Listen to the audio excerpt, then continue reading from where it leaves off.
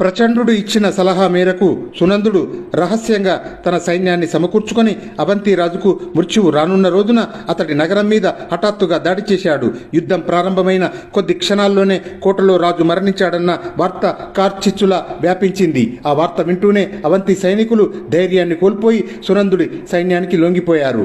సునందుడు అవంతి రాజ్యాన్ని తన రాజ్యంలో కలుపుకున్నాడు. ఆ తర్వాత 1-2 నెలల కాలం గడవక ముందరే అతడు ప్రచండుణ్ణి తన మందిరంలోకి పిలిపించి తన ధనాగారం నుండి కావలసినంత ధనాన్ని తీసుకొని రాజ్యం విడిచిపోమ్మని ఆజ్ఞాపించాడు. బేతాళుడు ఈ కథ చెప్పి, రాజా, సునందుడు ప్రచండుణ్ణి తన రాజ్యం వదిలి పొమ్మనడానికి కారణం ఏమై ఉంటుంది? తనకు కూడా మృత్యువు ఆసన్నమైనప్పుడు ఏ శత్రురాజు దగ్గరికో పోయి అతన్ని తన మీదికి ఉసిగొల్పుతాడేనా? లేక క్షుద్రదేవతోపాసకుడు తన రాజ్యంలో ఉండటం రాజ్యానికి అరిష్ట కారణం అవుతుందనా? ఈ ప్రశ్నకు సమాధానం తెలిసి కూడా చెప్పకపోయావో నీ తల పగిలిపోతుంది అన్నాడు. దానికి విక్రమార్కుడు, ప్రచండుడి రాజ్య బహిష్కరణకు ఇవేమీ కారణం కాదు.